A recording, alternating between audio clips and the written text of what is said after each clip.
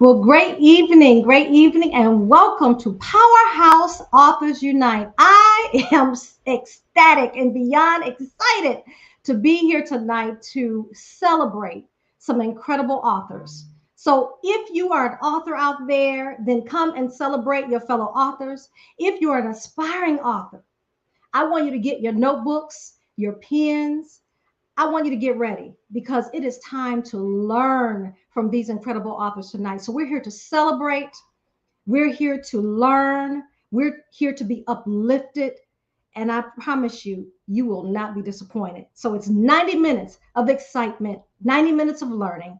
I want you to join me and welcome all of these incredible authors, and we're going to celebrate them tonight. So every year during Black History Month, I choose to do an event to recognize or uplift our people. And tonight and this month, I was inspired to highlight our authors. And as you know, in the coaching industry, so many of you are coaches out there. In the coaching industry, it's important to not just coach, not just speak, but to put your brilliance in a literary work.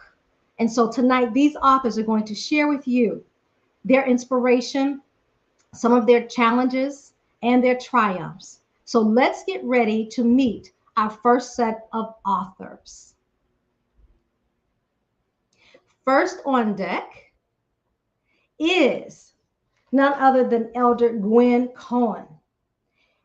Elder Gwen is not just an elder, she's a preacher, she's a teacher, and she is one of God's best. She holds a BA in sociology from LaSalle University, a Master of Divinity from Hood Theological Seminary, and a Master of Business Administration in Global Management, University of Phoenix. Her published works include Real Life, Real Time, Real Talk with a Very Real God, and Life Words. Elder Gwen Cohen Ministries is at Faith Harvest Church in Shelby, North Carolina, under Bishop Randy and Pastor Norma Borders. There, she serves as Director of Christian Education on the Executive Board of Harvest Church Ministries. However, her favorite assignments are as wife to Elder Elliot Cohen for 28 years, mom to Shavana, George, and Evan, and Gigi to James, Anthony, Yamina, Little George, and Adora.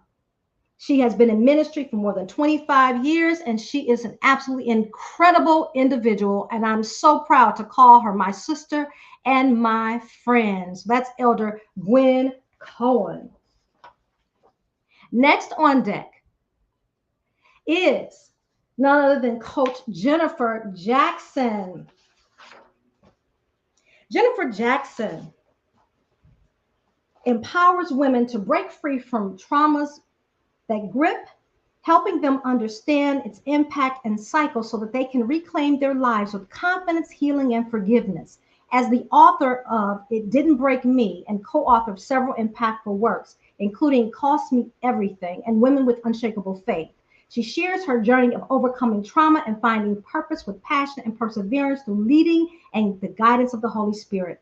With 26 years of service in the Army, including position as a logistician, sexual assault response coordinator, and inspector general non-commissioned officer, and various other roles. She's been recognized for her advocacy efforts, receiving the National Organization of Victims Advocate, which is an honorary award. As a court-appointed sexual advocate in Louisiana, she stands for children in foster care and embodying her commitment to justice and support, and is carrying that work on down to Florida.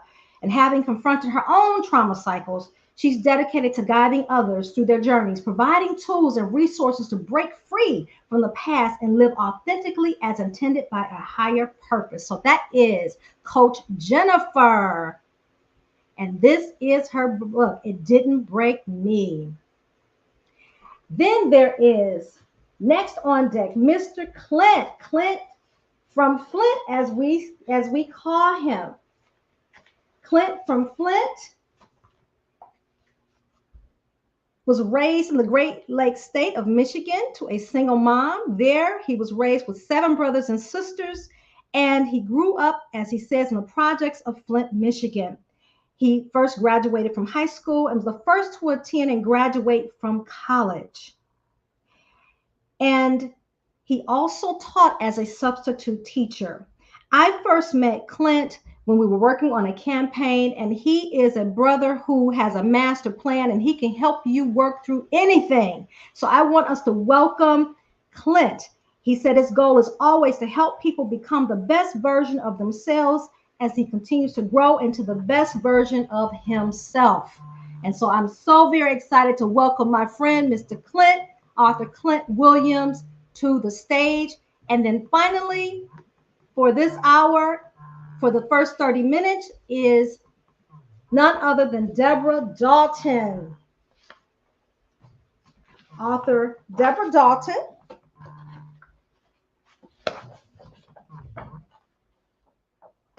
is a poet, spoken word artist, currently seeking to poetically share the divine revelations gained while engaged in worship, study, and prayer. She was born in St. Albans, Queens, New York. Being brought up in a military family, she had the opportunity to be raised all over the world.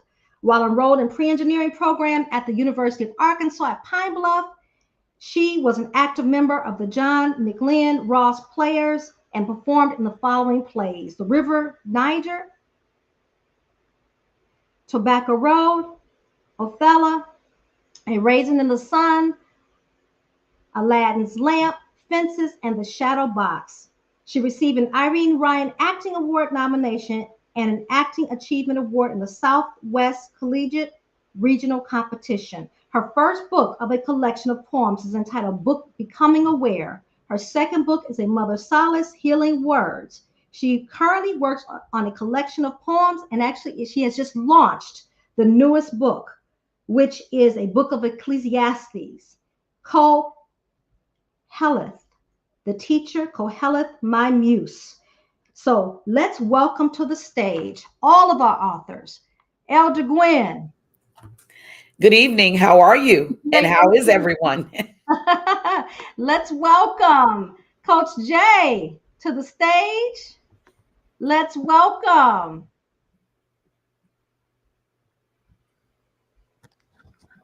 Deborah to the stage, and let's welcome Clint to the stage. Welcome, welcome, welcome. So glad to have you all here. Grand evening, grand evening. Here. Grand evening. If y'all have not shared yet to your platforms, you can always share from your page. So please make sure you do that so that everyone can celebrate you who you're connected to on your pages, okay? And let's see, someone's coming in. Grand evening, everyone. They're saying grand evening. Thank you so much. And if you have questions in the audience, I want you to ask the questions of these authors. They are different authors of different genres, and they are excited to be here. We've got tons of people chiming in tonight, so thank you for being here. So we're going to go ahead and get started with our first round of questions. And y'all, I cannot wait to hear from you tonight. So let's begin with Elder Gwen. Elder Gwen, can you share with us what inspired you to write, of course, the last book that you wrote? Well, the last book I wrote was Life Words, actually, 10 spoken messages for everyday challenges. And you were the inspiration for that, as well as the person who wrote the foreword. But having been in ministry for a long time, one of the things that I find I don't have a problem with is content, because you're constantly writing, you're constantly creating. And one of the things I will share with our listeners, our viewers, is that everything speaks. So you jot a note down, when you put something on a napkin in a restaurant, don't throw those things away. When you journal something, don't take that lightly, because that simply could be a book in the making. So, Coach P, you challenged me to go back and look at some of the content that I created probably years ago, 1999, 2000. And so I was able to assemble my latest work, Life Words, 10 spoken messages from Everyday Challenge, from that venue, from those venues, just going in and saying, hey, these are things that I preach, these are things I taught, and I know that they'll bless someone, encourage someone. Excellent. Thank you so much for sharing that. Thank you. Thank you. All right, let's go on over to Coach Jay. Please share with us the inspiration behind your book. Her mic is not on. She's muted. You're muted. Okay, I got you. Sorry. So my inspiration behind writing my book was an opportunity that I was given from another a prophetess, also one of my book mentors, and it was in 2018. I was deployed, and she had put out a post. She said she was given an opportunity for people to write in her book. It cost me everything, and it was different topics that I wanted to talk about, but the one topic that I was pulled to the most was depression, because I was a functioning depression pretty much for the majority of my life. And I wrote one chapter about it, and God said, now I need you to tell your story. And so I was actually deployed, and I had a traumatic experience that happened, and writing became my therapy session while I was deployed. And so during my deployment, I talked about from the time my traumatic event happened to me as a child, and how grief and different other things just kept me bound in depression. But I also shared how going through all of that, God kept some awesome, mighty women of God in my life. And just one day, God just spoke to me, and he pretty much just told me that depression was not my portion. And he broke me out of a cycle of holding on to grief, because the month of August was a very traumatic month for me, because it's also the month of my birthday. It's also the month of my dad's birthday, but it's also the month that he passed away. So when God gave me that opportunity to write that book and to share my story, that you could be saved, sanctified, and filled with the Holy Spirit, and still be and still be depressed. And sometimes you do need to go get a psychiatrist and get somebody outside your normal circle to talk to you. So that was one of my inspirations, just being able to let go of that so that I can help other people walk through their trauma, and how God only wants to do is to set people free. Excellent. Thank you so much for sharing that, Coach Jay, and being transparent and willing to do the work required. Yeah. You know, so many lives will be blessed because you were willing to do the work. So thank you for that. Yes, ma'am. Awesome. Now we bring to the king to the stage, the incredible from Flint. I'm so glad. I'm so proud of you, Clint. So tell us, what inspired your work? Well, initially, can you hear me? We can hear you. Yes. Okay. Initially, I wanted to be a public speaker for years. But as I got older, I realized that, or I found out that to gain credibility, you can write a book. And I said, I got a lot of things that I could write a book on. And it's always wanted to be personal development, because once I got into the entrepreneurial arena, my mentors were readers, and they had a book of the month.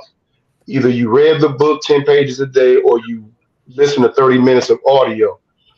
And we were in the business of helping people. So all that kind of, went together. And I think my mom modeled the behavior of helping people. I used to wonder, like, where did I get this desire to help people from? Because my mom never sit me down and said, Clint, you need to do this. You should treat people like this. But she modeled the behavior. As I got older, I realized that she modeled the behavior. And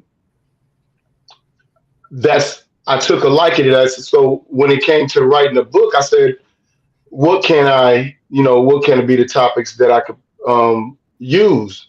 And some of the things that we used to say had, attitude determines your altitude.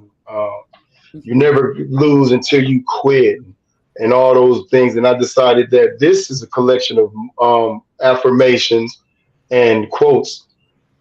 So I decided to put this out first as a precursor to the next book later out this year, which is Attitude Determines Your Altitude, how having the right attitude can lead to successes in your life. So really just wanting to be a public speaker and helping people become the best version of themselves while I'm helping myself become the best version of myself. That's my motivation for beginning to write.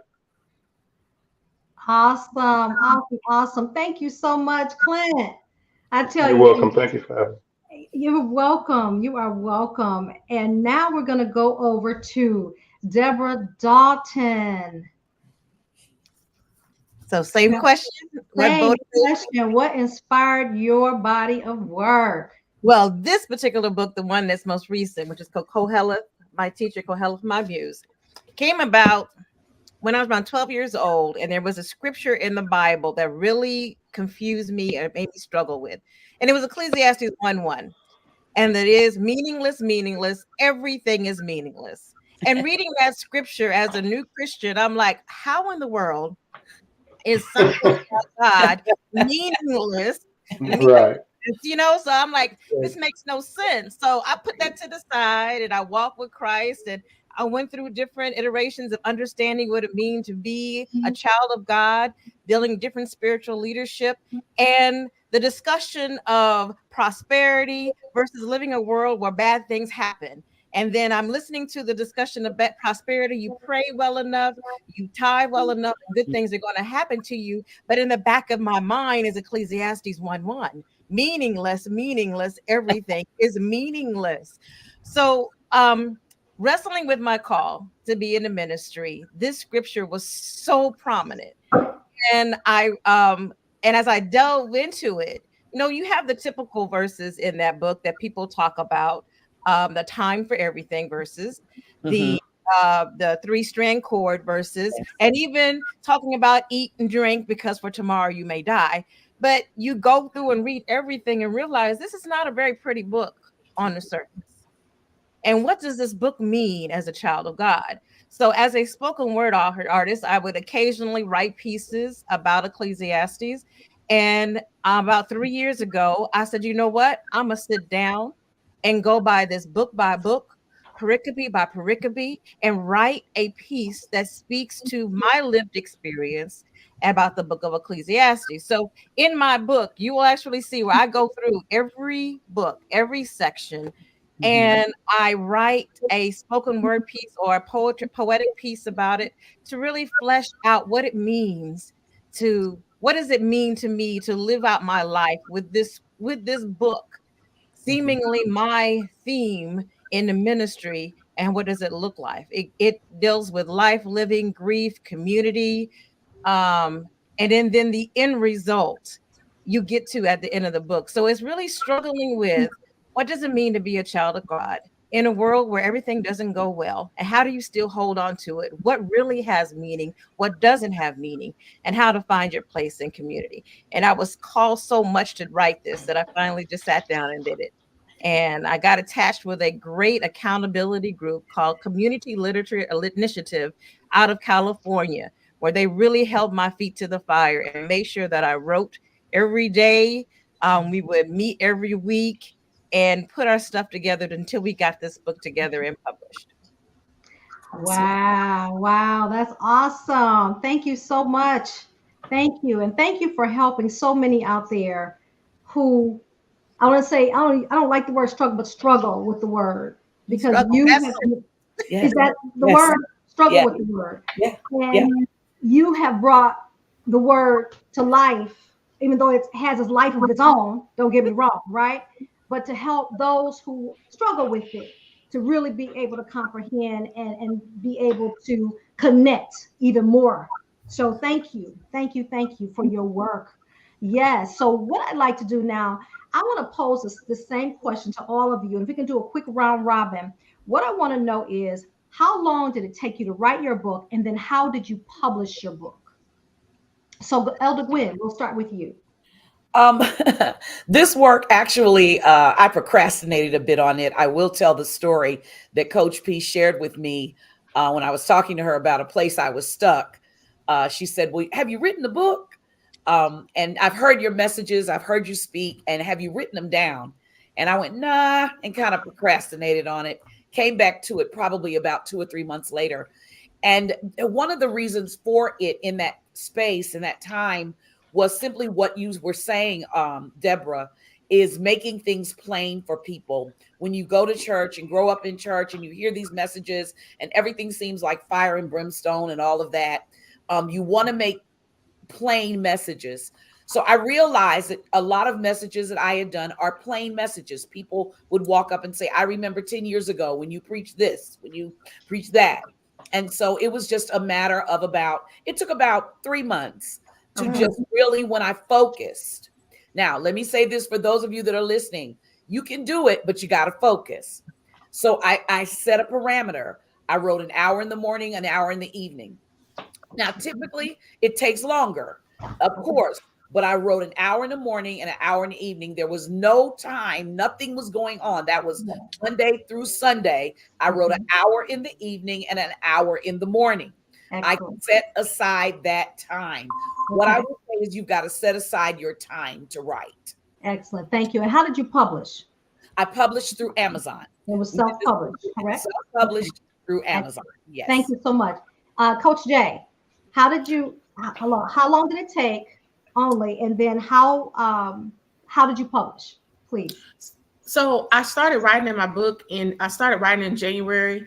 And again, I had to keep in mind that I was deployed. So I had to maximize my time, but I had got to the point to where it became exhausting because I'm revealing stuff about myself that people didn't know. Because if you're around me long enough, and if you was to hear my story, you would be like, you gotta be joking.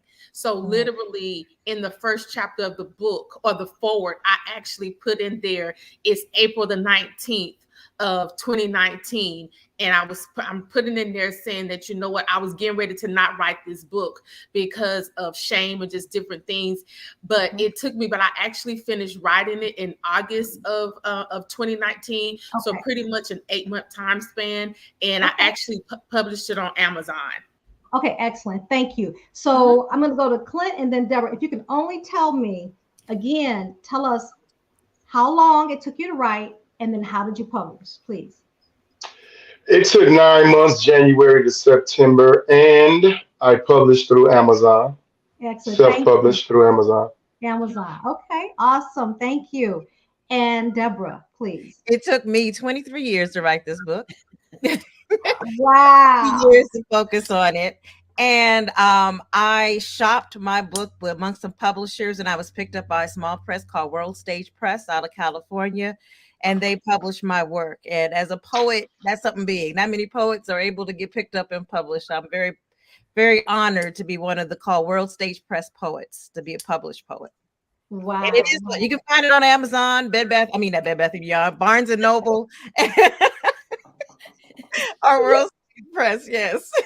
Awesome. Thank you so much for that. So with the last few minutes that we have, we've got to get some inspiration for each of you. So if you can take 30 seconds, round robin, and give those aspiring authors out there one tip, even though we've gotten some great tips already, some great nuggets already. So I hope y'all been listening closely. Give us your best advice for becoming an author. Okay, your best advice. So Elder Gwen, lead us off.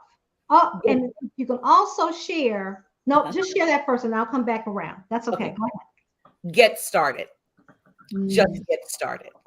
Just write. Just write. Don't try to put a chapter. Don't try to put an intro. Don't try to put a conclusion. Just begin writing, and it will flow out of you. Just start. Awesome. Thank you so much, Elder. Coach Jay. So I'm going to add on to what Coach Gwen said. I'm going to also add, know your why and why you're doing it. And when you know your why, don't stop. Oh, that's good.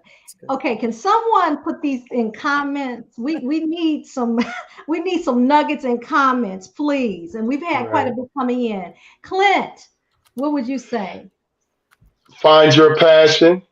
Put in the work daily, and as the ladies have said, write daily, be consistent. Set up a time that you want to write and be consistent. Excellent. Be consistent. Love it. All right, on over to Deborah. Find you a great accountability group and a community to live and work and support with. If you can't find one that you can afford, if ideally, invest in yourself. If you got to pay for a group to do it, do it. If you need to go on Facebook and find a Facebook group, there are thousands of Facebook groups that you can be a part of. Find a community to help you and uplift you so you will not be alone in this. That is so important. I was trying for 23 years. For 20 years, I did it by myself. For 3 years, when I found that community, I knocked it out. So find that community to work with you, to help push you and uplift you. And for those poets out there and children book writers, the Community Literature Initiative out of California is a great accountability group. Excellent. Thank you. Good stuff. Thank you. So let's go again. Elder Gwen, starting us off, tell us where we can find your books, your literary works that I'm holding up right here. Yes, yes. You can find all of my literary works. One of them is not, I don't have in hand, but you can find them on Amazon. You can find them on christianbooks.com and also Barnes and Noble. Awesome. Thank you. Thank you. And then we're going to go on over to Coach Jay. Coach Jay, I don't have my book yet. I got to get my book, but guess what? Here it is. Go ahead. Tell us where we can find your book. So you can actually find it on Barnes and Noble. You can find it on Amazon.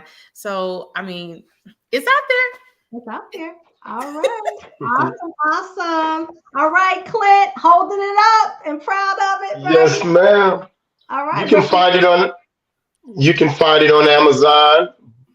You can also go to clintfromflint.com. It'll take you directly to Amazon. Excellent. So I have the ebook and as well as the paperback. All right. Thank you so much. All right, Deborah. And you can find Koheleth, my teacher, Koheleth, my muse on Amazon, Barnes and Noble, World Stage Press, my personal website, d-sqrd.com is on those spots, as well as Becoming Aware through my website. And then I am looking to get the rights on my second one because I was doing it for a social media group, a social activist group, and to release Mother Solace as well. But this one in particular is available from Amazon. Just say Deborah Dalton on Amazon and you'll find it. Awesome. Well, authors, I thank you. I know the audience thanks you. Congratulations. We thank you, Coach P. You're welcome. Thank you for celebrating. We celebrate. Thank you for having me. You're welcome. Thank Elder you. Gwen, Coach Jay, Clint, and Deborah, thank you for the work you're doing and keep inspiring the world. Thank you so very much for being here. Thank you. Thank You're you. welcome. Thank you for having me. Awesome. 1 second to transition, and we will bring up our next group of authors to celebrate.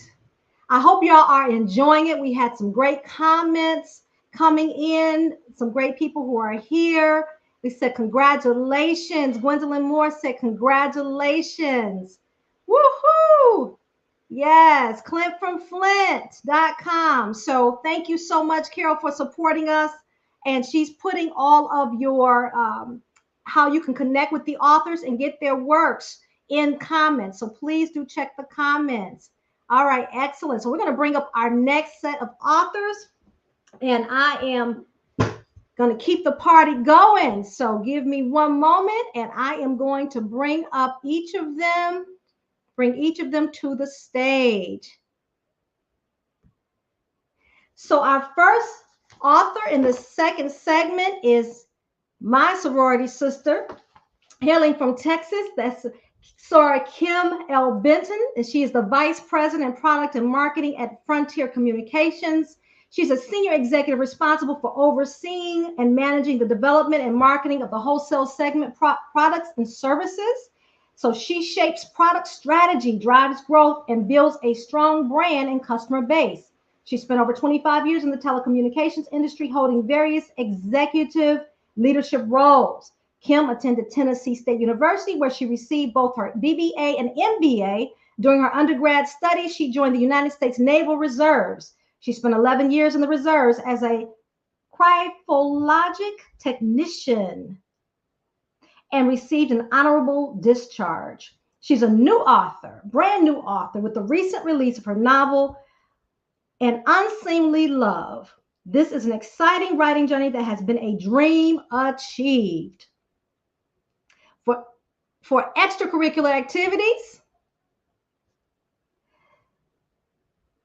and enrichment, Kim founded Turning Pages Book Club and enjoys golf as a member of the LPGA amateur chapter in Dallas, Texas. She is committed to her church and her community, and she's married to Mr. Antonio Benton. They have a son, Shane, and a daughter, Samantha.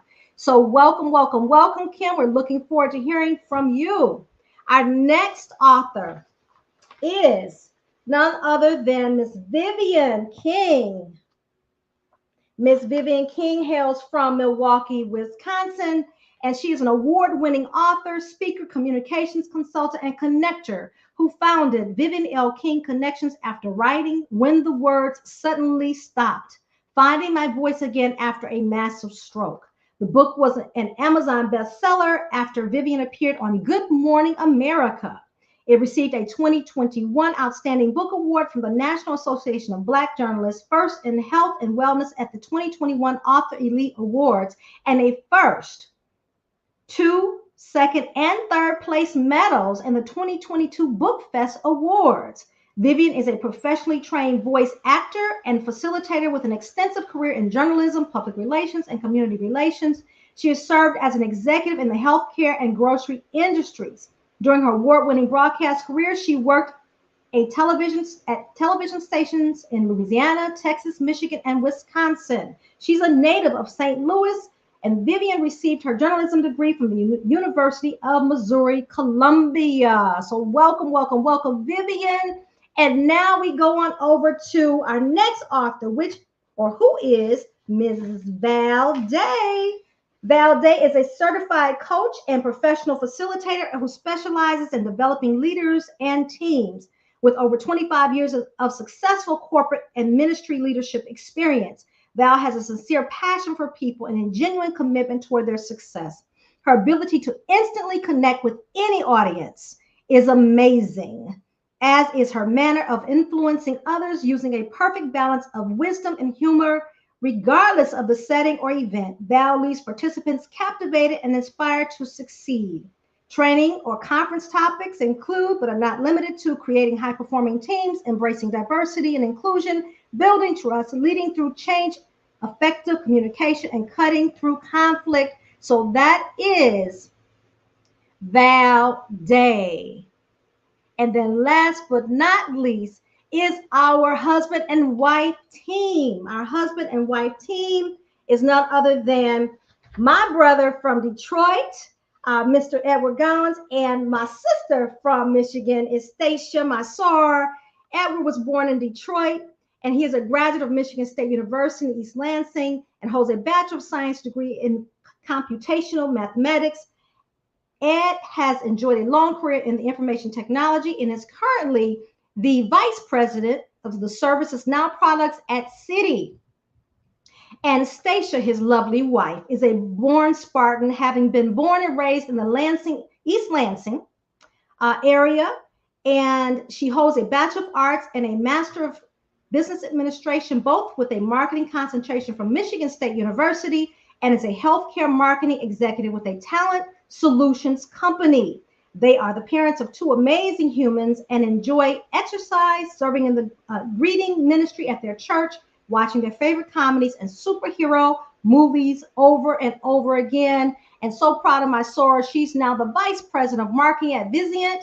And they together are the authors of We Redo, Our Journey to Rediscovery and Recommitment. So let's go ahead and welcome these incredible authors to the stage now.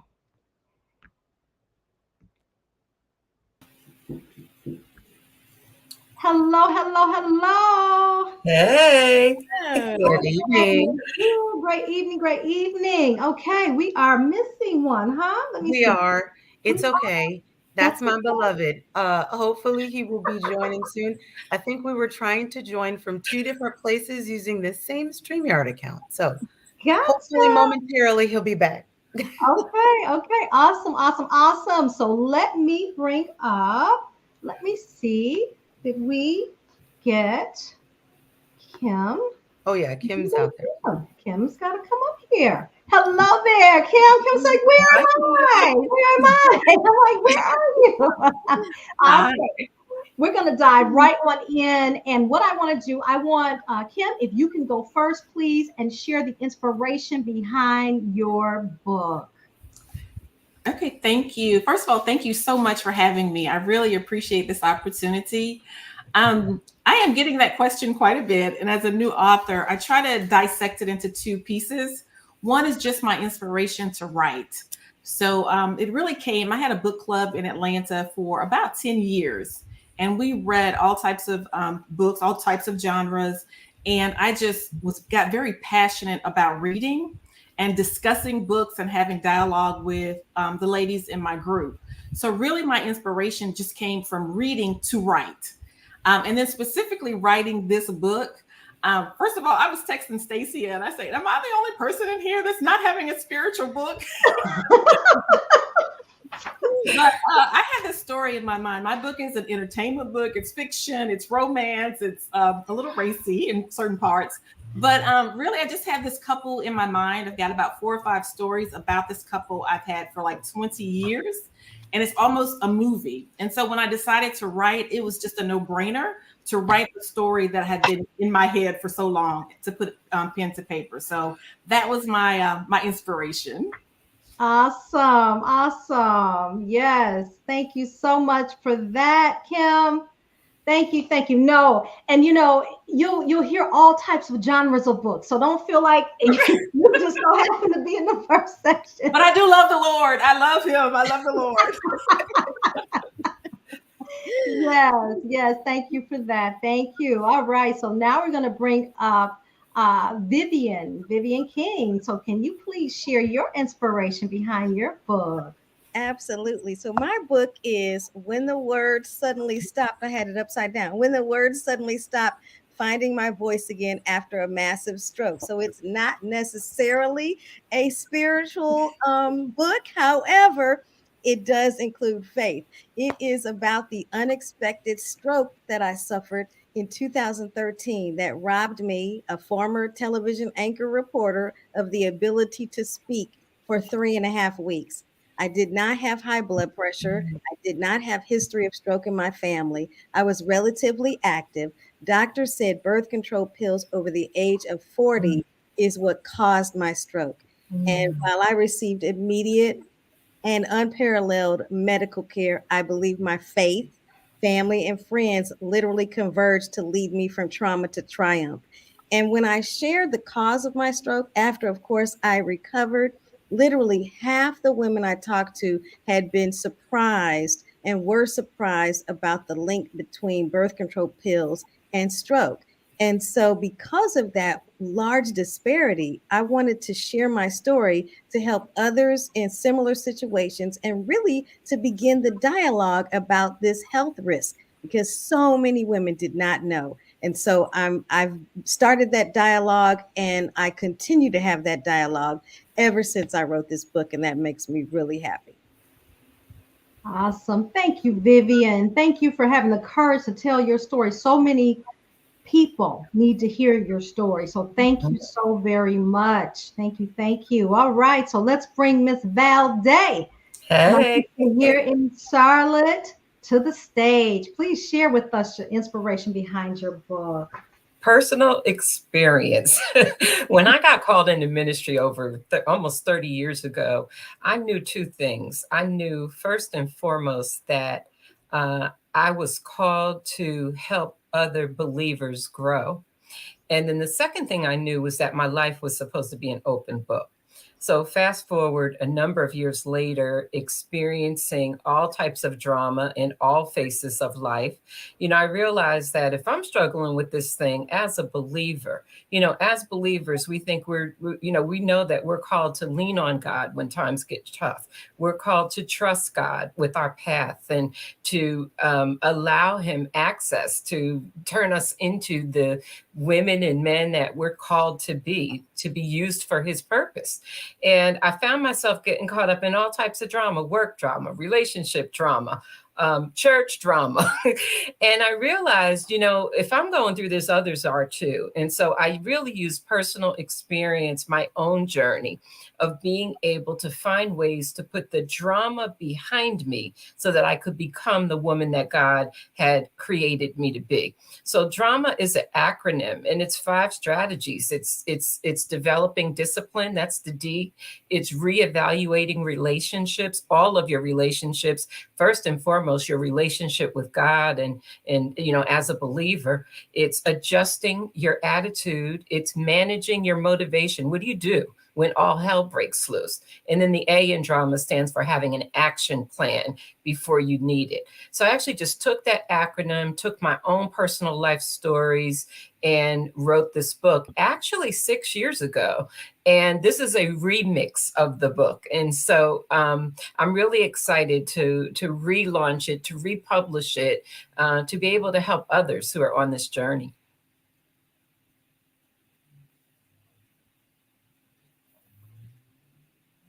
I think you're on mute, Coach P. I tell you, I'm sitting here with books, and Kim, let's put your book on the screen because I don't yet have your book, but I'm going to get your book too. This is her beautiful book, An Unseemly Love, and I am excited to add it to my book collection. So yes, yes, yes, thank y'all so much. So let's get right into it. Let's find out how long it took you to write your book, and did you self-publish, or did you have a publisher, or did you do a hybrid? So let's go on over to Kim first. Okay, thanks. I actually took about 6 months to write my book, and I say that because I actually wrote it about 4 years ago, and I put it on the shelf. And I think the third quarter of last year, early, probably the end of second quarter, I really got an unction just to move forward with my book, to do something with it and put it out there. And so I self-published, but I did work with a editor, if you will, who did my cover, who did my interior design. She gave me some really good feedback on the layout of my characters and things of that nature, but I self-published. Excellent. Thank you, thank you, thank you. We're going to bring up Mr. Gowan to the stage. All right, there you are, brother. Thank you for being here. Thank you, thank you, thank you. All right, let's go on over to Val. Val, how long did it take you to write your book, and then how did you publish? So the original book was written, like I said, almost 6 years ago. This is a remix. When I first wrote this book, it took me almost 3 years. I wrote for a while, and like my sister just said, I put the book on the shelf. It talks about it in the book. We deal with fear, and I think I was facing fear of success. So as the book got more real, I slowed down the process. And finally, God was waking me up at like 2 or 3 in the morning going, come on, let's do this. And I pushed through and got it done. So we've updated the new one that's coming out next month. I published originally through an editor who had her own publisher out of Chicago. This time I'm actually going through BookBaby. They have a really nice setup where you can publish the book and actually house it on their site. And it's a little bit of a better deal than or I shouldn't say better. It's a more unique deal than going through some of the other big book publishers where you get a small percentage of commission. Okay, excellent. Thank you for sharing those nuggets with us. Okay, so let's go on over to, we talked about Kim. Kim, I've had you, y'all help me tonight. Help me tonight. Lord, help me tonight. All right. So who we haven't heard from is Stacia and Brother Ed. So we've got to hear the inspiration behind the redo, right? We've got to hear the inspiration. So let's go ahead. Let's see if we can get both of you. I'm going to work on this. Let's see if we can add. It's not going to happen. So I'm going to keep you right where you are and go ahead and share, please, the inspiration behind your book, and then how long it took you. Okay. And then how did you publish? Okay, wonderful. Well, we're going to tag team this from different locations. This is what it's like to be 2 married working professionals. I happen to be in Florida, and we live in Texas. So that's where Ed is. So I'll start with the inspiration behind the book. We say in the book, God made us do it. So our story is a very personal one. We Redo is about us surviving infidelity ×2.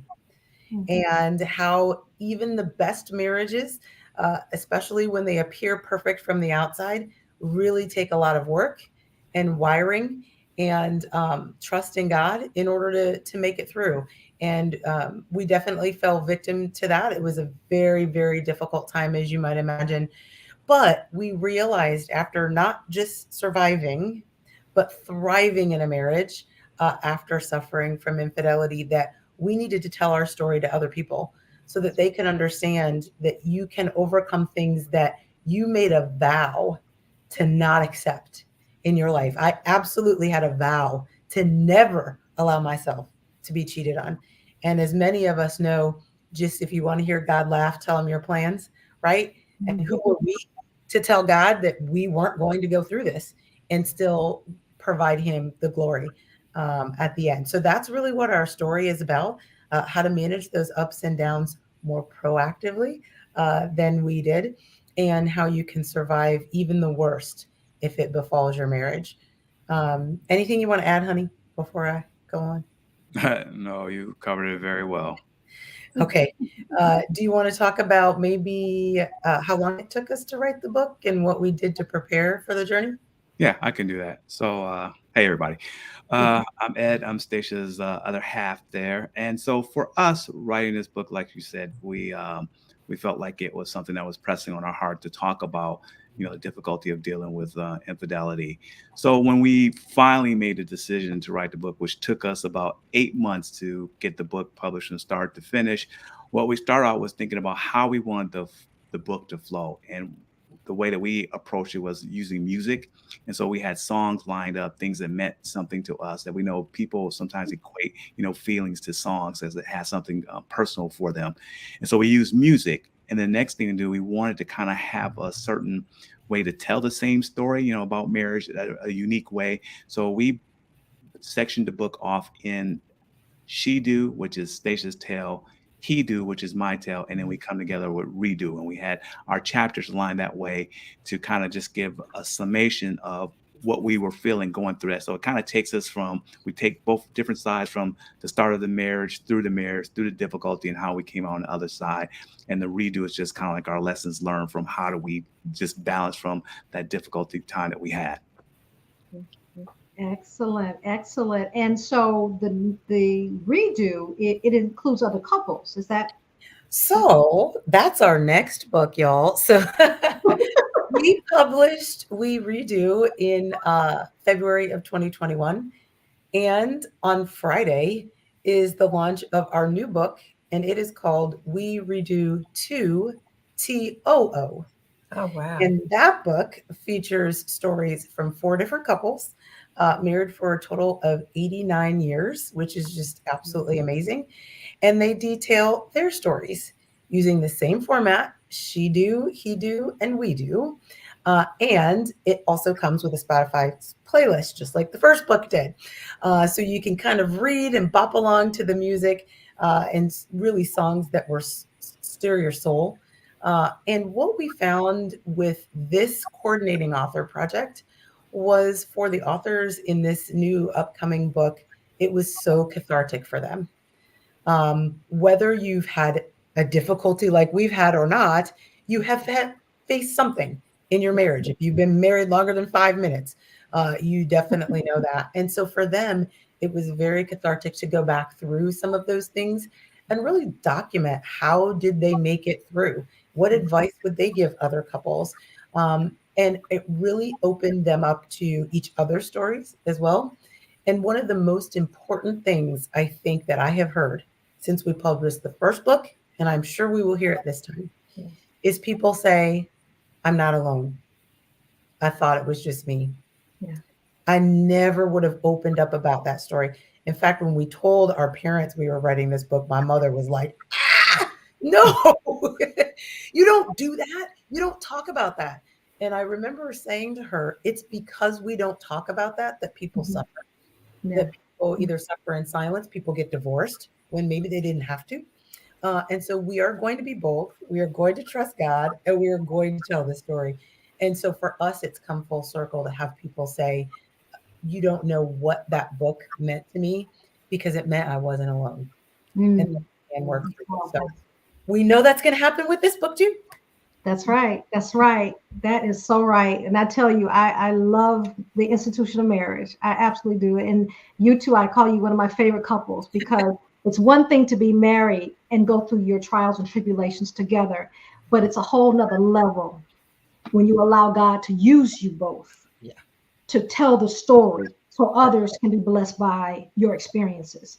So I congratulate both you and Ed for doing that, for sure. So did you publish? I mean, self-publish, right? You did Yes, self-publish? self-publish. All right. We used two different publishers for these two projects. So the first publisher we used is the same publisher that Sora Kim used for her book, An Unseemly Love. And then this time we went with a publisher that I have worked with on another project. We have actually a book called Tales from Fatherhood, and that features stories from 14 amazing Black fathers. And we worked with a publisher out of Indianapolis, a Black female publisher from Enhanced DNA Publishing. So we chose to work with her on this book. Okay, excellent. Thank y'all. Thank you for that. What I'd like to do right now is I want to do a quick round robin on your one tip to becoming an author. I want to go ahead and hit that on over to Kim. So, Kim, can you share one quick tip for becoming an author? Open yourself up to learning something new. So again, for me, this was a completely new experience. I actually started with is it Dummies for Writers or Idiots for Writers or something. I was going through that when I decided to write the book, but just don't be intimidated. Open yourself up and start the journey. Just put one foot in front of the other. That's what I would advise people to do if we're interested in becoming an author. Excellent, excellent advice. Vivian. I would just say that everyone has a story and there is a reader out there for your story. So just you write your story and write your testimony. You won't know who it's going to help until it is in black and white and helping people. Excellent. Thank you for that, Vivian. All right, Val. I would say don't do it yourself. Someone said that earlier, but get a coach. We got a good coach hosting us tonight. Coach B is the best. So get a coach. And also don't trust your own editing skills. I had an editor. And even though I had an editor, I took every chapter. So I had 10 chapters. I gave 10 friends that I trusted that knew English and could spell really good. I am a good speaker, but a horrible speller. So I gave 10 folks, each one got a chapter. And I asked them to go through it like a fine-tooth comb. And they even picked up some stuff that the editor didn't. Excellent. Thank you for that. All right. So I'm gonna hit it to Stacia. Stacia, if you want to hit it back to Ed, or should we go Ed, then Stacia? Ed, why don't you take it first? Let's give it to you first this time. Well, everyone already said the great stuff already. You know, I give a village, like they say in 5 Heartbeats, ain't nothing to it but to do it. You got to start somewhere. Don't be afraid to just get out there. I mean, even with technology nowadays, you can just dictate to your phone and have it write. So you don't really have a reason why you can't sit down and write. You don't even have to write it anymore, right? You talk it to your phone or talk to your computer, it'll write it out for you. You can come back and go over it. And then also make sure you have multiple people look it over, editors, friends, get you a little village together that can, give you honest, truthful feedback. And then you go back and work on it. And you'll be amazed at how much you can get done if you set aside a block of time, be dedicated, be focused, 3-4 hours, every other day or on the weekend, something like that. You just got to start somewhere. And I would recommend that. Yes, yes. And Stacia, before you take it, thank you for that, Ed. Both you and Stacia and Vivian did something. And Kim, I don't know if you did this or Val as well, and the other authors. But the big piece, of course, of writing the book is then also marketing the book, right? So writing is one phase, but then now we've got to market it so that people know about the book. And what I love about what Ed and Stacia and Vivian did was they created a Facebook page for their book. And they began to invite people into that page, right? And have questions and really keep them engaged in their Facebook groups. And I was in both of their groups. So I was engaged with both of them because I'm counting on that husband. He's coming. I can feel it, right? And so I really want to impress upon everyone out there who's, gearing up to write a book, think marketing as well, right? How are you going to market your book? Absolutely. I've written my 10th book and it's all about that marketing. Right. So Stacia, take us home with your words of wisdom for writing. Oh boy. My husband stole a little bit of it, and that is discipline. If you leave the idea on the shelf languishing too long, it will stay on the shelf. Right. You have to create for yourself a plan for writing and then stick to your plan.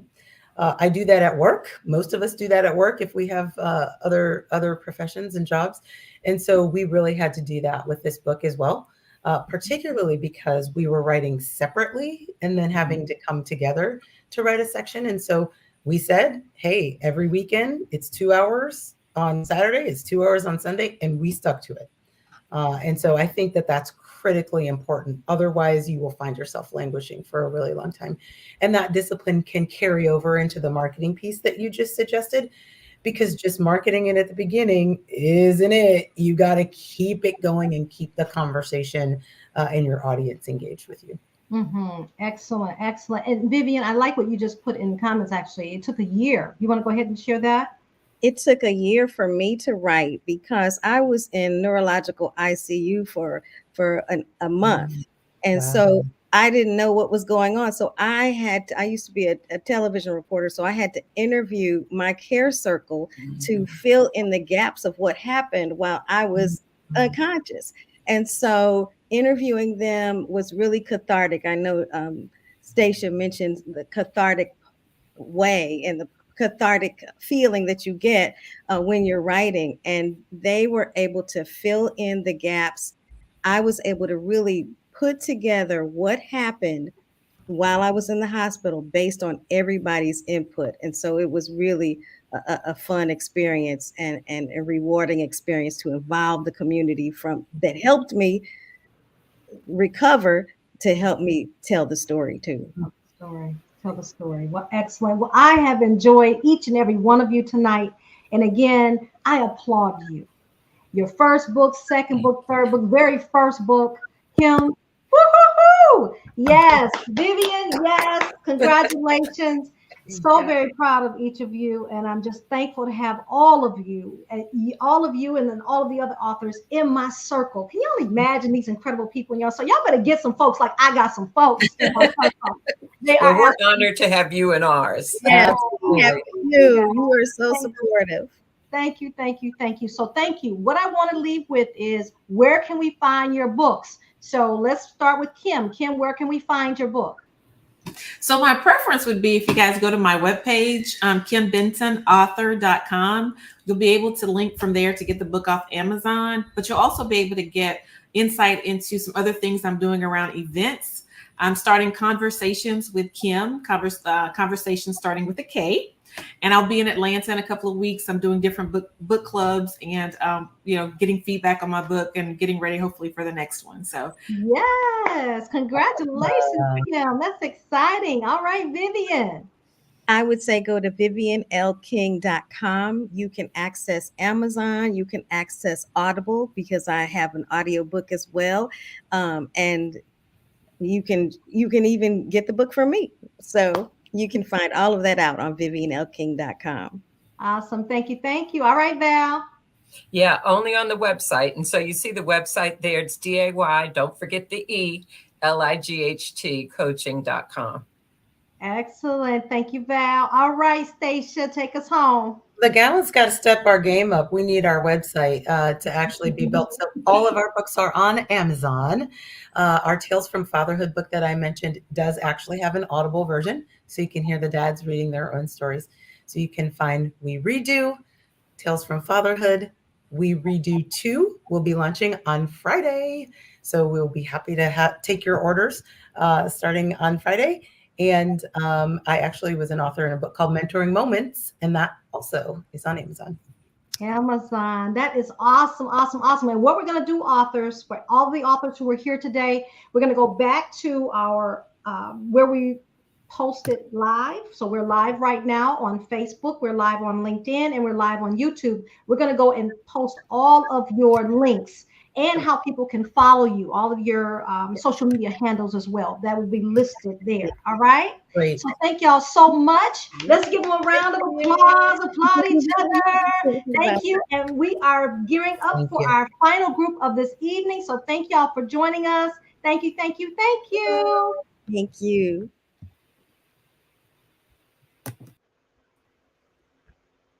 All right, all right. So we are gearing up for our next group, and I am excited. Are y'all excited? Has this been good? This has been awesome. I tell you, I am so inspired to just be a part, right? Just to be here to celebrate these incredible authors. And so I want to go ahead and start introducing our authors, our next and last set of authors. Okay, so let's go ahead and get this party started. Let's get this party started with our very first introduction of this evening.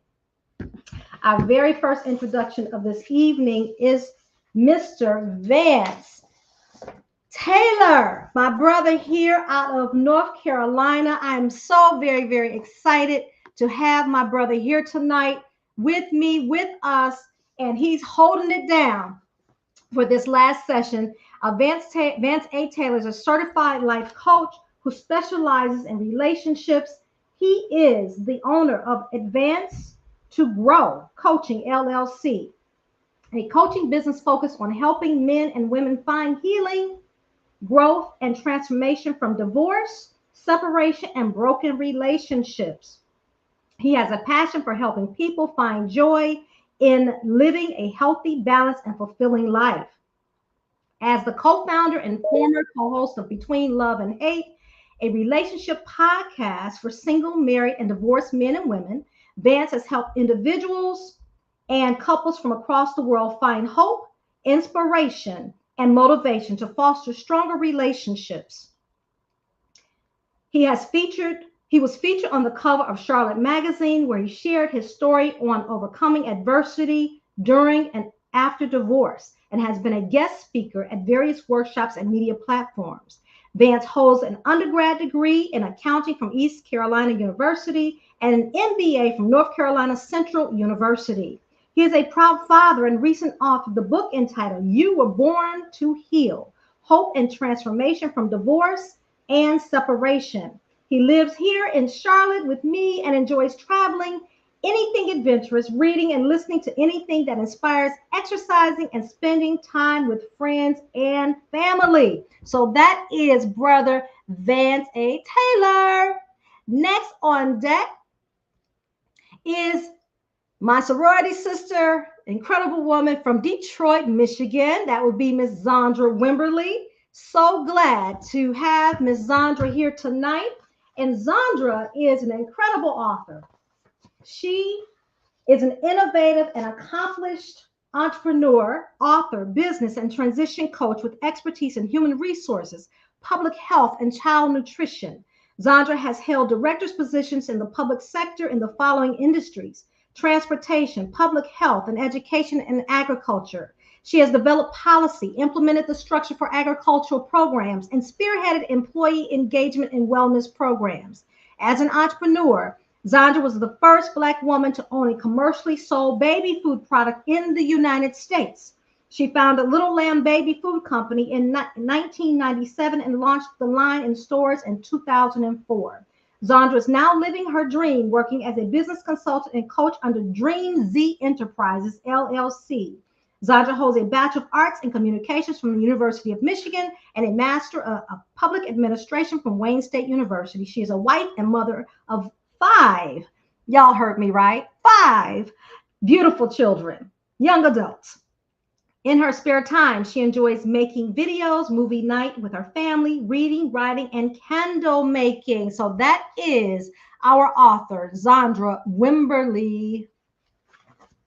Next on deck is my sister from Arizona, my sister from another mother. Miss Jocelyn Nolan Lee is a writer, educator, and entrepreneur with a career spanning over 30 years in the financial services sector.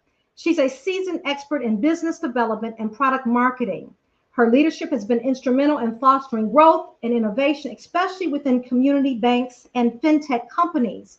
She served her community on local boards in Wisconsin, spearheading financial literacy programs with Milwaukee Public Schools and the YWCA, and frequently speaking at workshops and seminars on topics ranging from religion to leadership and personal development. Her 2014 dissertation, Mentoring African American Women's Advancement to Leadership Positions in Corporate America, delves into the lived experiences of African American women, exploring the impact of mentorship on their career trajectories.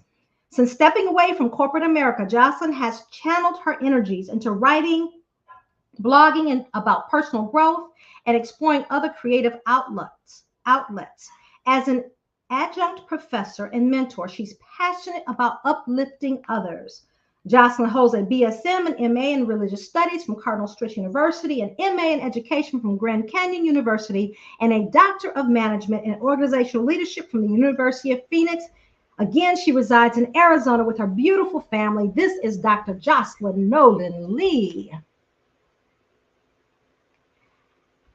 And now we bring up my sister, my soror, here in Charlotte, North Carolina, who is an incredible therapist and coach. That's Coach Felice Hightower Britt, the architect of this empowering journey. Her story began as a believer grappling with self-imposed limitations and excuses. The transformative moment came when she embraced the call to live, show up, and be big, a calling that she now passionately shares with others. Her path from obscurity to a place of influence epitomizes the profound impact of faith melded with decisive action. At the core of her coaching philosophy is a unique blend of therapeutic insights and pragmatic life coaching strategies. This approach is designed to unearth and dismantle the emotional barriers and negative mindsets that often hinder progress.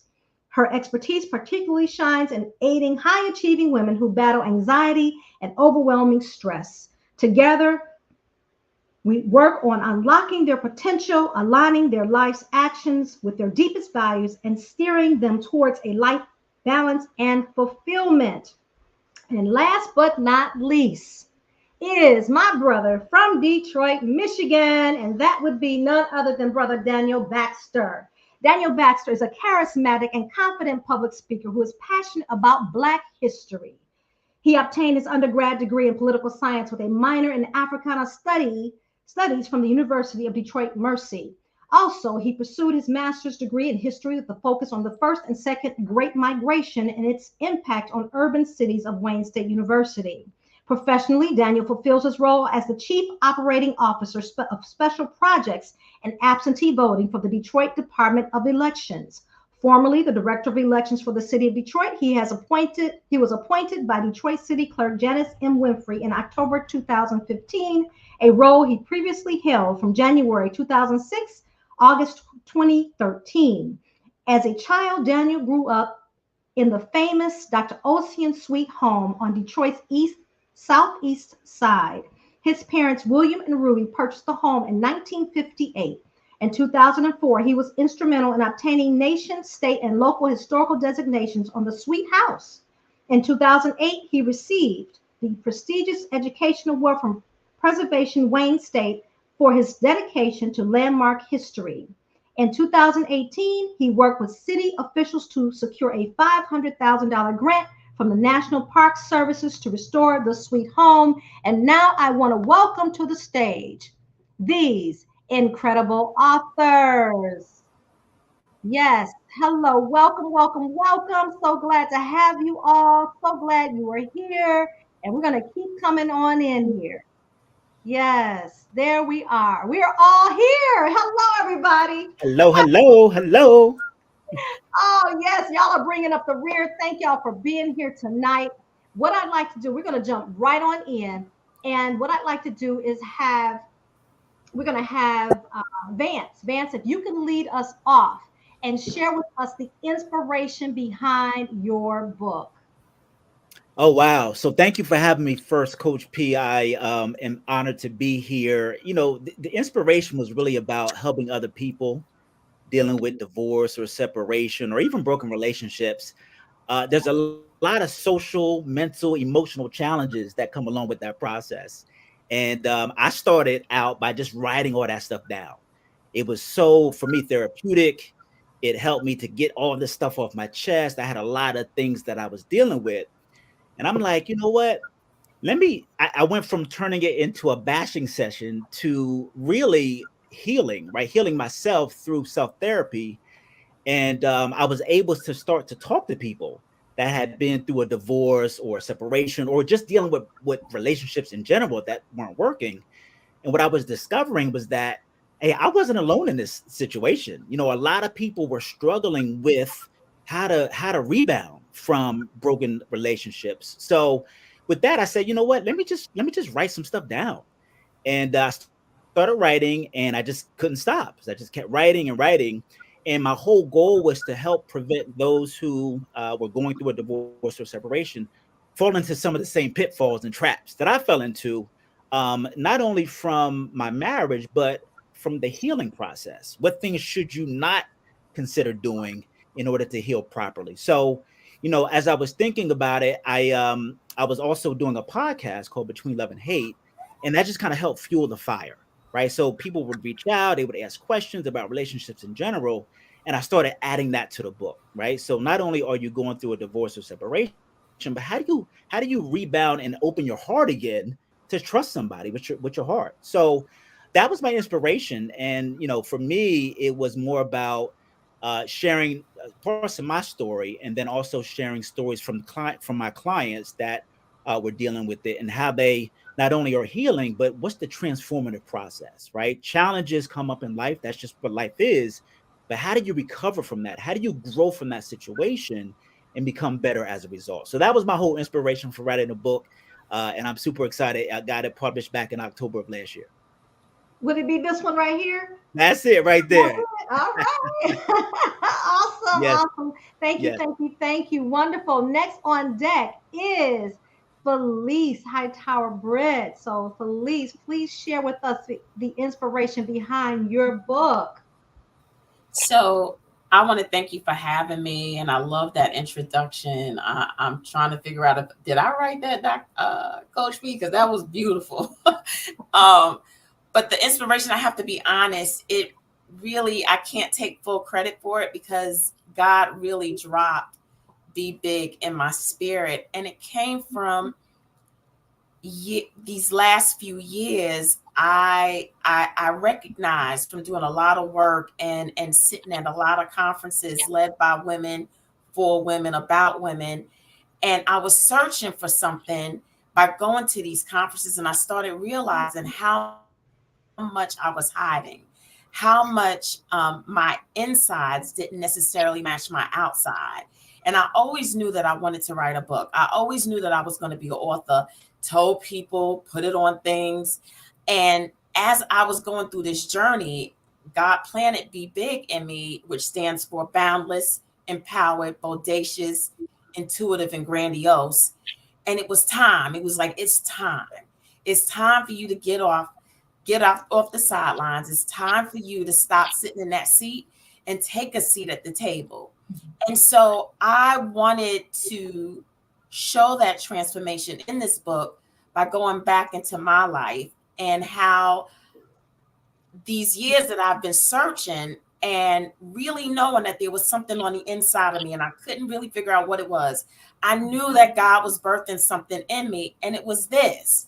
And so I go through the journey of my life, how I got to this point, and how I want to share with people that because I serve a big God, that I'm also required to show up big. I don't have to be small. I don't have to hide.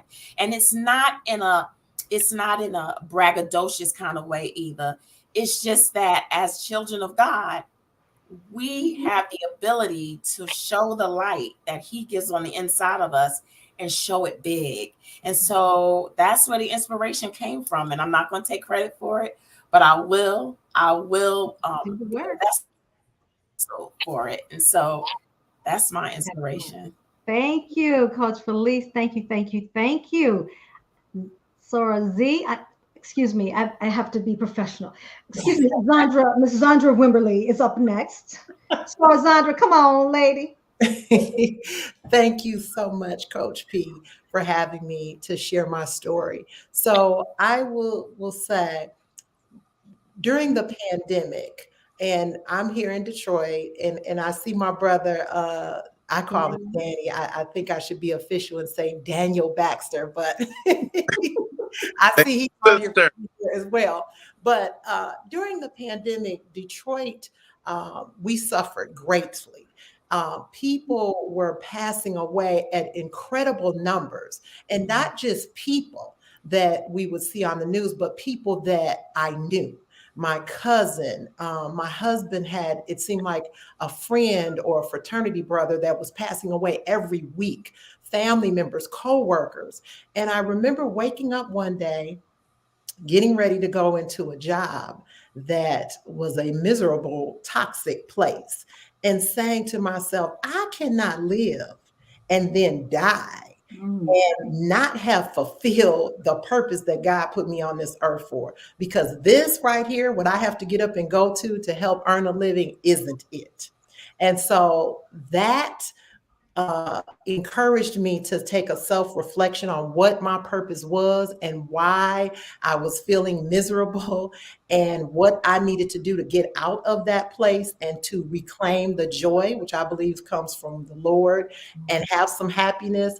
And so this book was then born from there. I began to find, search my soul, pray, find that purpose, and then write my story, because I'm a storyteller, to share with others, because I knew that I wasn't the only one. Yes, and I'm holding it right here. Yes, yes, yes. Congratulations. Thank you for taking the inspiration from God and being bold enough to step into it and make it happen and put your brilliance in the literary work. Thank you so much for that. All right, my sister from another mother. I know you've been waiting to see me hold this beautiful book in my hands. I'm holding it right now. Come on with it, Jocelyn Lee. Tell us, what was the inspiration behind this book?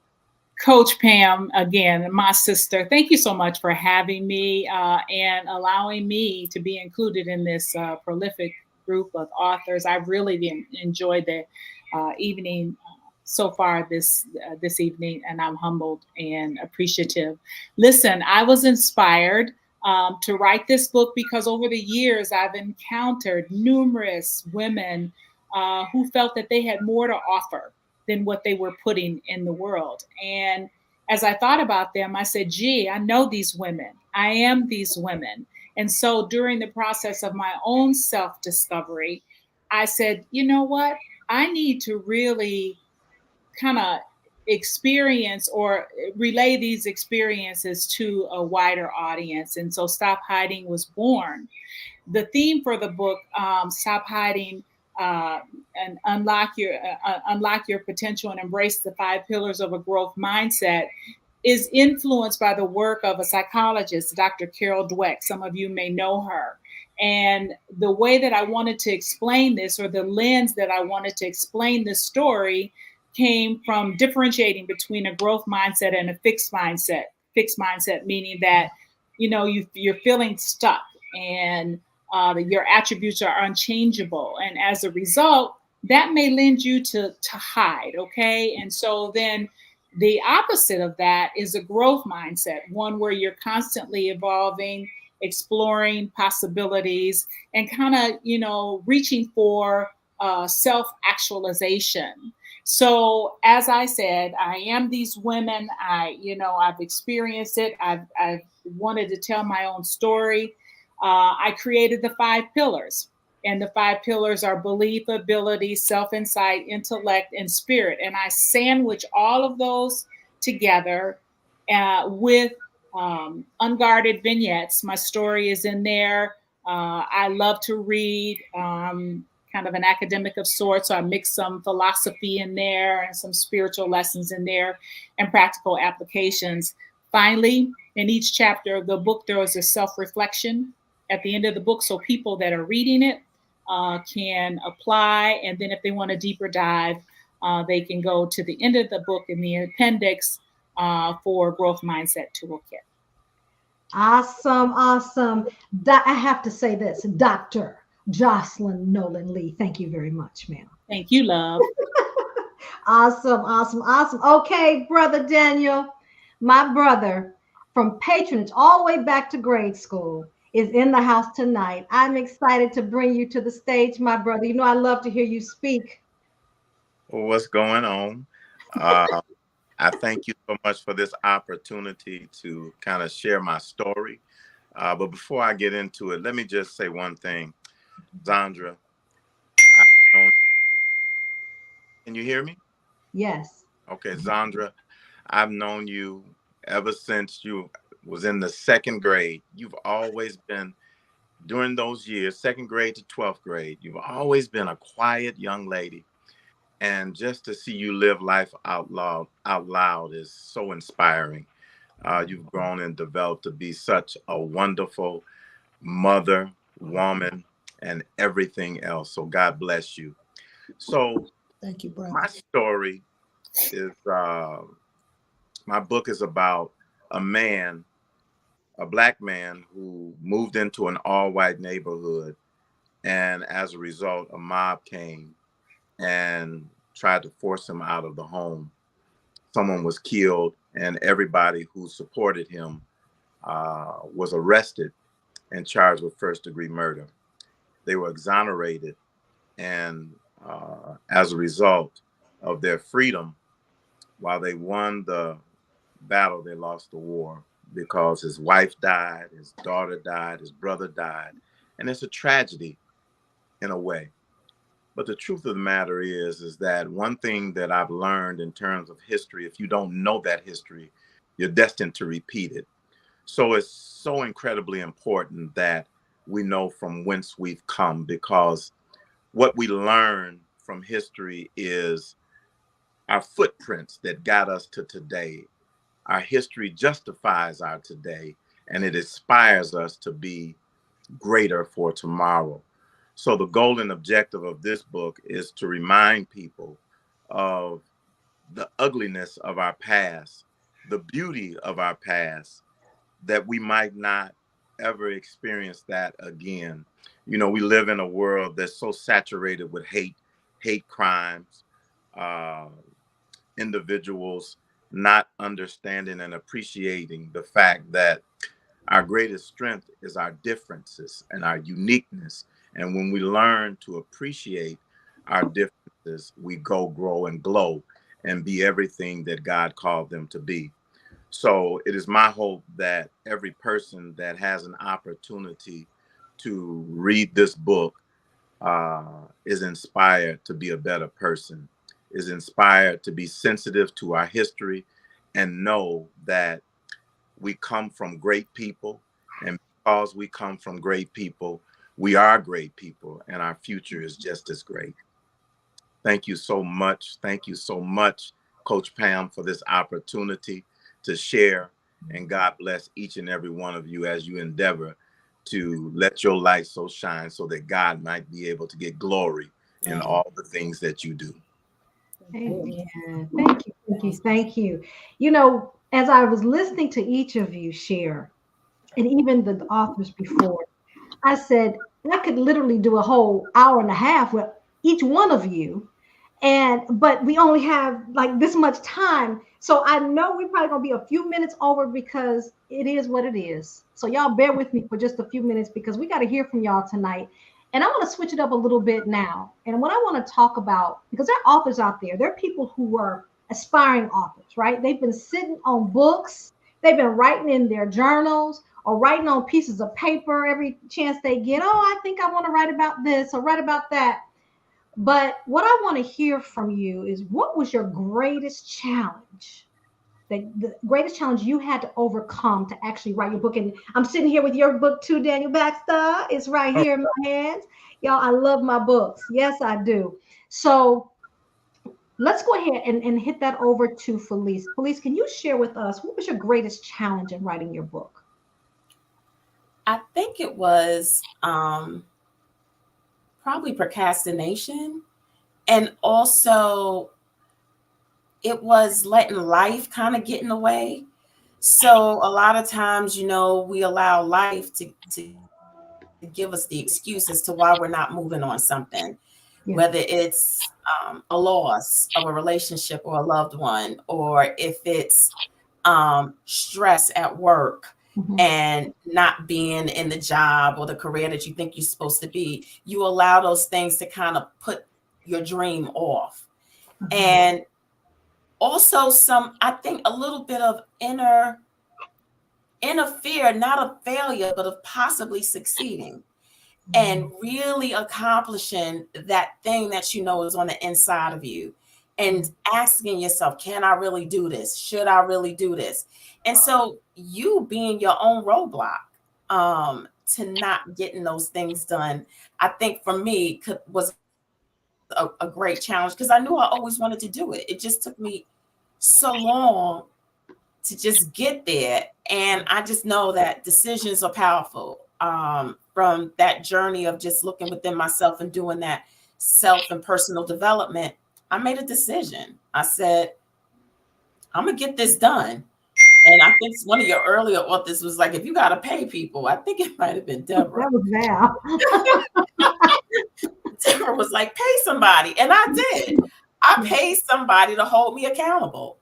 And they did. They checked in on me, and I respected them enough to not disappoint them. So, and I paid enough, right? So if you pay enough, you're like, look, you got to do the work. I got to do the work. You got to do the work. Whatever it takes to get you to move, do it. And so that was the best money spent. So, you know, and my dream became a reality, right? And so I think that would be it for me. That was it. Thank you. Thank you for sharing that. I love it. Deborah concurred with me. She says, right, I was just thinking about this could be a whole session of broadcast, or a whole, what is it? I'm sorry. Is it session of broadcast? Yes. That's what I get for not having my help on tonight. All right, excellent. And then I want to bring Dr. Jocelyn Nolan Lee to the stage, because she has a special guest visitor all the way from, I want to say, is it Italy or is it Spain? I think it's Spain. Oh, that's my daughter. So proud of you, Jocelyn Nolan Lee. You know what? And she's keeping me, like, she chastises me all the time. She texted me just now, said, Mom, stop looking at your phone. But I wasn't looking at my phone. I'm writing notes, baby doll. I'm writing notes, and I had my head down writing notes. But the question was, and you know this all too well, Coach P, that I was running. The title of my book is Stop Hiding. And so I had to feel in my heart that I was ready to write it. And I was running from it. I was hiding. And I think we've had several sessions where you just said, hey, if not now, when are you going to do it? So, you know, the story's been in my head for a long time. And again, like those women, I knew that I had more to do. And I had to get the courage to put it out there. And I think that was my biggest challenge. Once I got writing. I've been writing since I was a kid. My mom, I read and write. My mom used to make books for me out of the newspaper. And so I love words. I love writing. So writing wasn't the problem. It was just getting started. Excellent. Thank you so much, Jocelyn. Excellent. Coach Z. So I had two challenges. One was I was challenged to practice what I preach, because during the process of writing the book, and I tend to be a perfectionist, so I had an outline, I had a timeline, I have goals, I believe in SMART goals, and I want to write everything down. But life happened. We were in the middle of the pandemic, and my husband became sick with COVID during the process of me writing this book. So that threw a monkey wrench in things. And so as soon as I got over that, then my son became gravely ill with COVID and was hospitalized in intensive care. And so that threw my timeline off. So I had to make a decision. Am I going to keep going, or am I going to give up? And so I had to find time and make time and ensure that I met my goal. So that was one of the things that I had to overcome. And then, because I tend to be a perfectionist, I had to get over, and I would like to thank the Lord for this, and my sister circle who was there encouraging me, including you, Coach P, as to whether or not I was questioning whether or not the people were going to like the book. I'm like, okay, I'm spending all this time and I'm writing this. Is anybody going to want to read it? Is it going to be good enough for people? And I had to get over that. If he gave it to me, if I was praying on it, if I had a story to share, then I had to put it out there. Excellent. Thank you, Coach Z. Thank you. Thank you. Vance, what about you? Yeah, thanks, Coach P. I always tell people I didn't choose this book. This book chose me. And I say that because I started it about 11 years ago. And I was actually going through, my situation, and I put it down.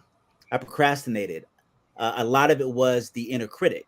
So saying, hey, let me write this, go back, reread it. No, that doesn't sound right. And doing that over and over again. And then allowing other things to give me the impression that they were more important. And I fell into that trap. It wasn't until my mom died that I said, you know what? I gotta get this done.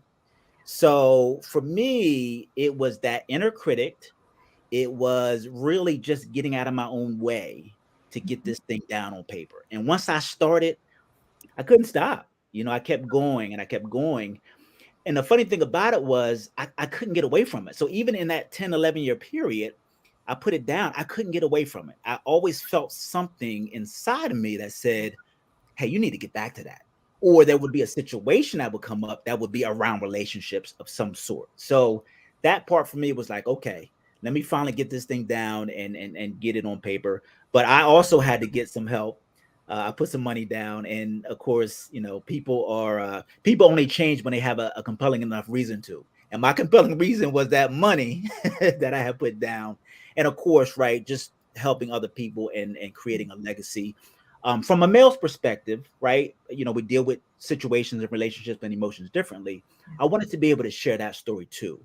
Not only just focused on man, but a big part of that is understanding vulnerability and being able to be open around your situation and dealing with that from there. So that was my struggle initially. Glad I got it done, and I'm going to look to work on another one here soon. Awesome. Thank you, Vance, for sharing that. Okay, Brother Daniel. So I guess my biggest challenge was how do I address an audience that typically doesn't read? That was the biggest challenge. And how do you capture a story or a message and be concise, keep it simple, but make sure that when they go to that last page and close that book, they get the message. They understand the story and the impact of it. That was the biggest challenge. What to omit, what to add. And for me, I think that the way I overcame that was through having an editor go through it to make sure that it was concise, that it was direct, that the grammar was correct, and the like. And that's why I decided to do an illustrated narrative, just based upon one of the realities that we deal with on a day-to-day basis.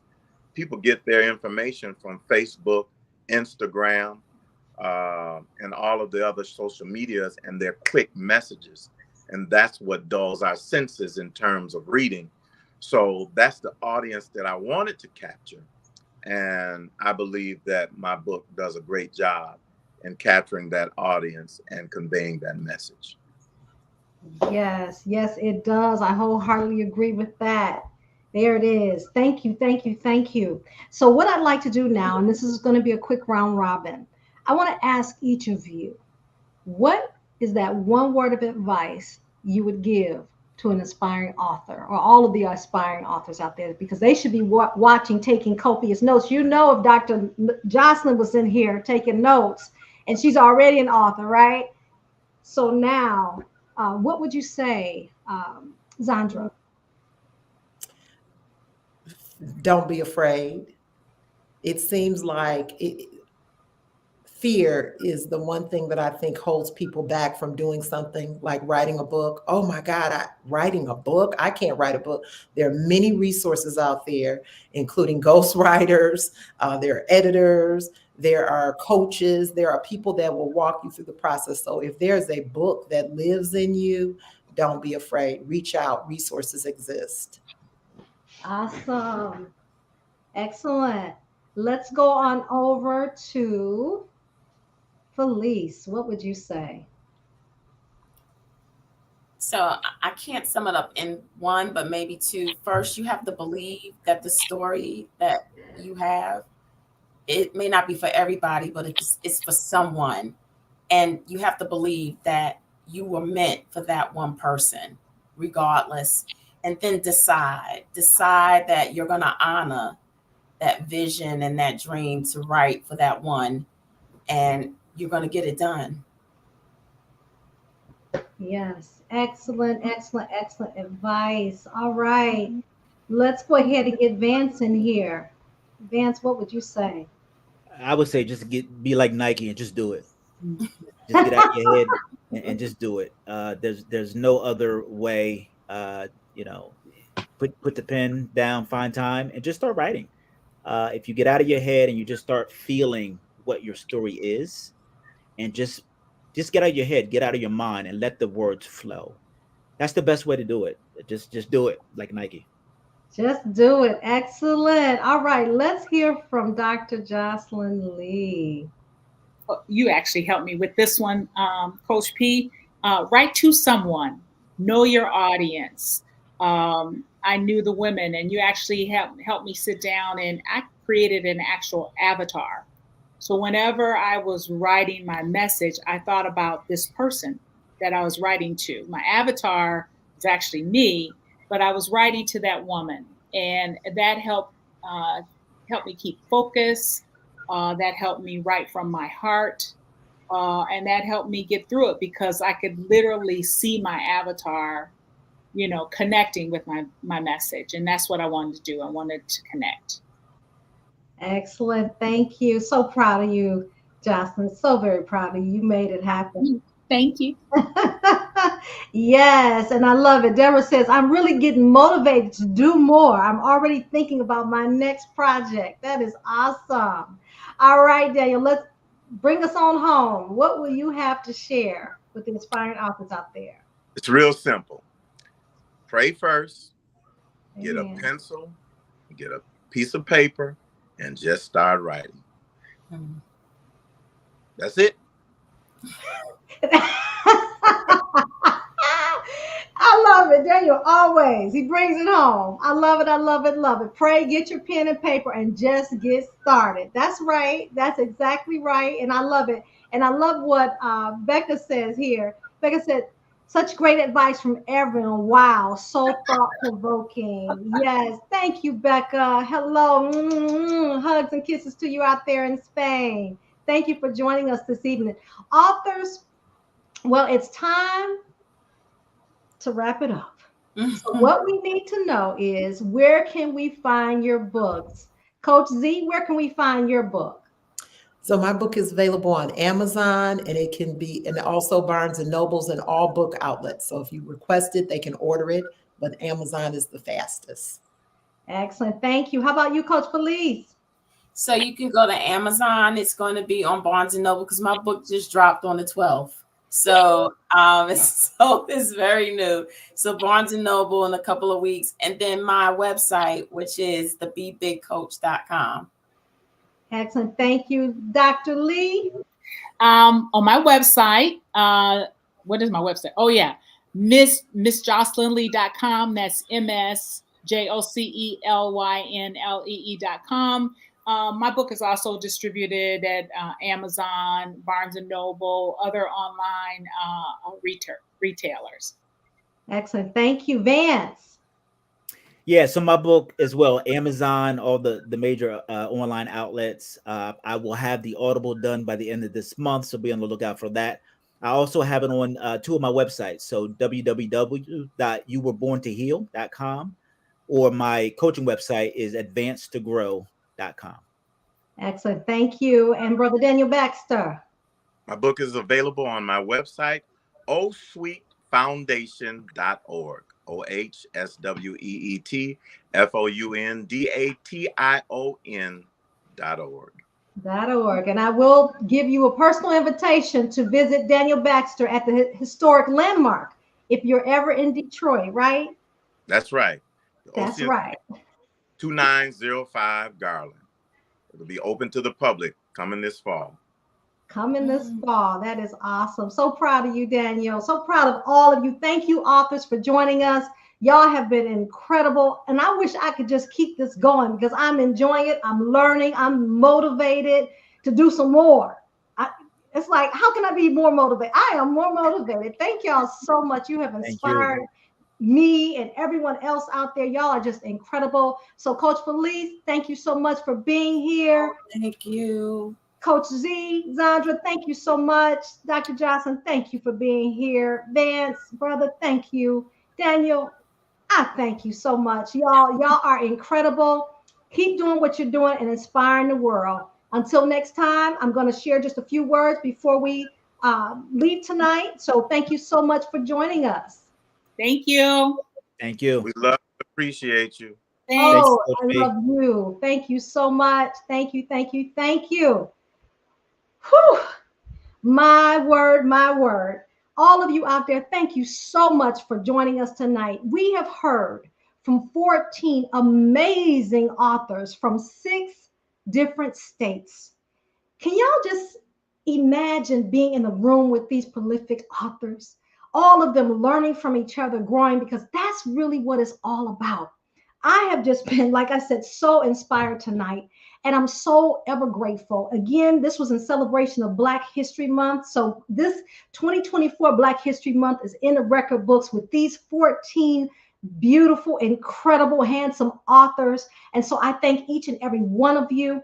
And again, for those of you who may not know me out there, I am Pamela Lue-Hing, better known as Coach P, and I help those women coaches. So if you know of women coaches out there who are overwhelmed with creating their online businesses, I help them find their voices, tell their stories, and market and sell their products and services so that they can coach with confidence and make the impact that God is calling them to make. I'm also the author of 10 books myself. My very first book, which was Pink Slip to Powerhouse, has the book, the workbook, a book of quotes, and a journal. So that was my very first book, published back in 2014.